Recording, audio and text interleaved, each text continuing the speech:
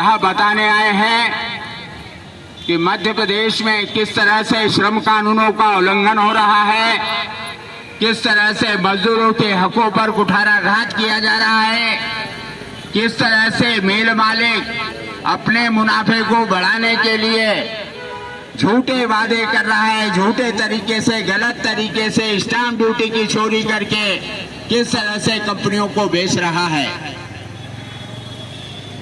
इंदौर के नजदीक century cotton mill है, जो बिरला की मिल है। कुमार मंगलम बिरला, जिसका देश में नाम है, उद्योगपति है, घनश्याम दास बिरला के पोते हैं।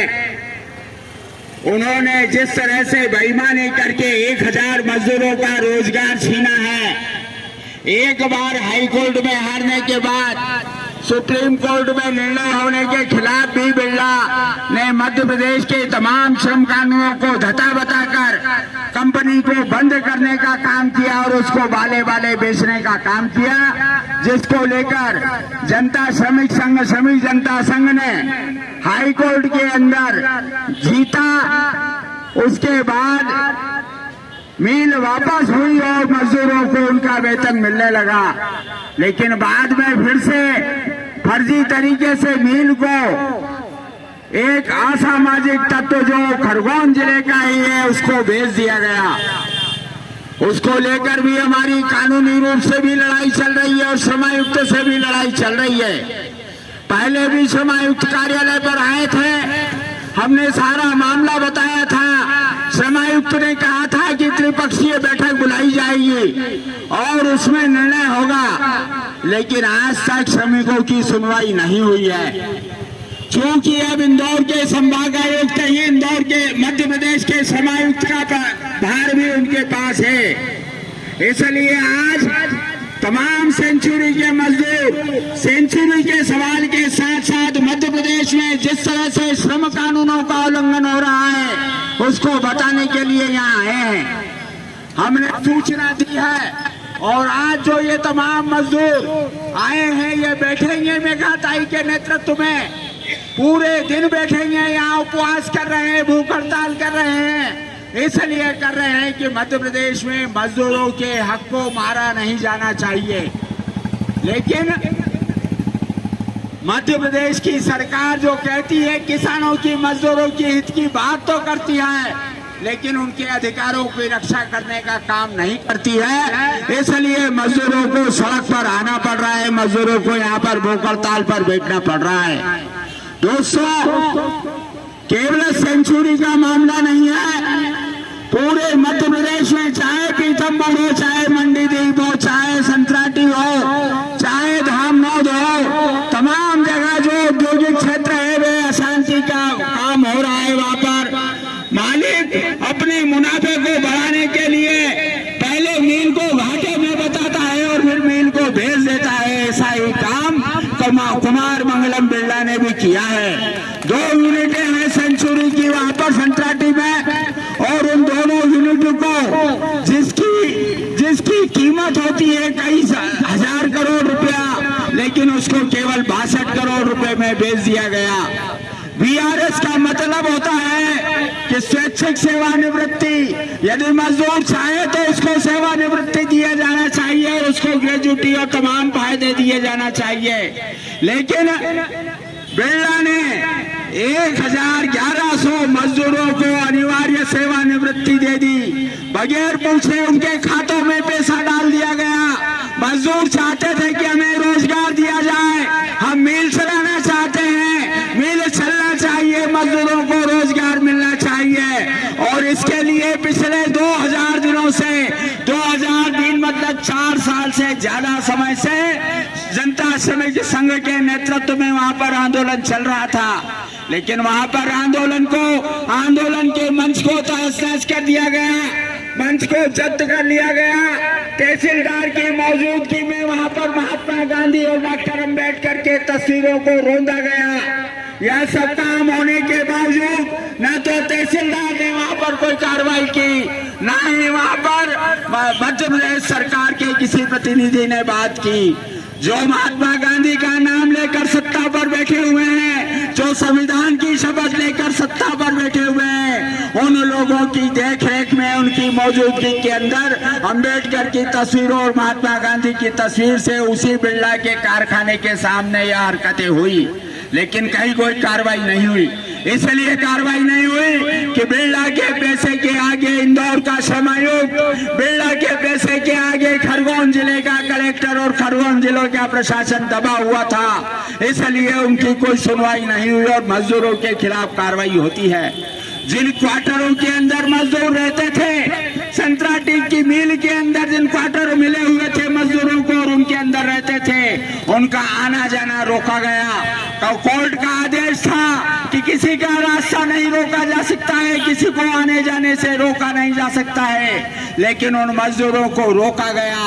वो अगर बाहर चले गए तो फिर अंदर प्रवेश नहीं दिया गया, बच्चे अंदर थे, माँ बाप बाहर थे। इस तरह से तमाम तरह के कानूनों का उल्लंघन हुआ है और यही सब बातें बताने के लिए आज हम लेबर कमिश्नर और माननीय कमिश्नर महोदय के यहाँ पर आए हैं। हम चाहते हैं कि इंदौर के कमिश्नर जिनका कोई ज्यादा सेवा काल बचा नहीं है, उनसे हमारा आग्रह है पवन कुमार जी शर्मा से कि वे इसमें हस्तक्षेप करें। वे पूरे 5 जिलों के मालिक है, 5 जिलों के प्रशासनिक अफसर है, सबसे बड़े अफसर है। उनको निर्णय करना चाहिए कि यह जो औद्योगिक अशांति फैल रही है, श्रमायुक्त के निर्णयों से जो औद्योगिक अशांति फैल रही है, मालिकों के लालच से जो औद्योगिक अशांति फैल रही है, उसको दूर करने का काम हमारे श्रमायुक्त को करना चाहिए। यही हम आज कहने आए हैं और इसीलिए 24 घंटे का उपवास करना चाहते थे, लेकिन कल गुड फ्राइडे है, कल दफ्तर बंद रहेगा, इसलिए इसको 12 घंटे का उपवास में तब्दील किया गया है। और आज ये तमाम महिला पुरुष जो वहाँ के कारखानों में काम ने वेतन देना स्वीकार किया, काम देना स्वीकार नहीं किया। उसने हाईकोर्ट में आवेदन लगाया कि हम वेतन देना चाहते हैं, हमको काम देने के लिए दबाव न डाला जाए, लिया। लेकिन हाईकोर्ट ने बोला कि वेतन आपको चालू रखना पड़ेगा, आपको काम के लिए दबाव नहीं डाला जाएगा। फिर हम लोग सुप्रीम कोर्ट में गए, सुप्रीम कोर्ट ने भी आपके पक्ष में यह फैसला दिया कि बिरला मैनेजमेंट को वेतन चालू रखना पड़ेगा और जब कभी बंदीकरण की तरफ जाएगी तो औद्योगिक विवाद अधिनियम के धारा 25 का पालन करते हुए सबका निराकरण करना पड़ेगा। सबको एक विश्वास था, सबको ये विश्वास था कि हमारा वेतन बंद नहीं होगा। जब कभी वेतन बंद होगा तो औद्योगिक विवाद अधिनियम के धारा 25 के तहत सबका निराकरण होगा, ये बात सबको विश्वास थी। उसके बाद 2 साल बाद वीआरएस की नोटिस लगाया, वीआरएस किसी भी वर्कर को मंजूर नहीं था। 90% वर्कर ने वीआरएस को नकारा और वीआरएस इसलिए नकारा क्योंकि वर्कर को भी ये विश्वास था कि वेतन तो हमारा बंद नहीं होगा, क्योंकि सुप्रीम कोर्ट का आदेश है जब कहीं बंद करेगा तो धारा 25 के तहत निराकरण करना पड़ेगा और धारा 25 के तहत जो हमारा अधिकार मिलेगा वो अधिकार वीआरएस से ज्यादा होगा, इसलिए सभी ने वीआरएस नकार दिया और उसके बाद से मिल भी बिक गई। लेबर कमिश्नर ने भी लिख दिए कि बिरला मैनेजमेंट को कि आपने सुप्रीम कोर्ट के आदेश का पालन नहीं किया है, आपने हाई कोर्ट के भी आदेश का पालन नहीं किया है, आपने औद्योगिक विवाद अधिनियम के धारा 25 का भी पालन नहीं किया, राज्य सरकार की मंजूरी भी आपने नहीं लिया। ऐसे में जिन श्रमिकों ने वीआरएस नहीं ली उनकी सैलरी बंद नहीं होनी चाहिए। अच्छा, यहाँ तक तो ठीक है। उसके बाद जब हम लोग यहाँ विवाद लगाए तो श्रमायुक्त 2 महीने बाद अपने ही आदेश के खिलाफ, अपने ही नोटिस के खिलाफ ये आदेश दे दिए कि कोई विवाद ही नहीं है। अब 16 जुलाई 2021 से लेके 13 दिसंबर 2021 के बीच में कौन सी ऐसी खिचड़ी पकी, कौन सा ऐसा दबाव आया, किसके तरफ से दबाव आया कि 16 जुलाई 2021 को जो लेबर कमिश्नर ये लिखते हैं कि बिरला मैनेजमेंट के सभी आदेश 1150 की गैस की टंकी और 1000 खाते में आएंगे तो हमारा परिवार कैसा चलेगा?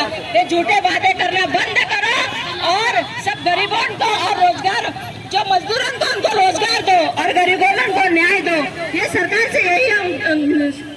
बोलते हैं कि आओ एक बार देखो उनके हकीकत जानो, वहाँ से बेना लाडली योजना ये झूठे वादे बंद करो और हमारे मजदूरों के साथ आके खड़े होकर देखो कि किस मजदूर ने अपना खून पसीना की तिजोरी आपके भर भर के दी है, वही तुम सामने उजागर करो और आओ। इतना मैं कहना चाहती हूँ। आगे बोलने वाले बहुत है मेरे भाई, आज हम तो पूरे दिन रहेंगे, ऐसा भी नहीं है कि सब बोलने वाले बहुत है, बोलेंगे।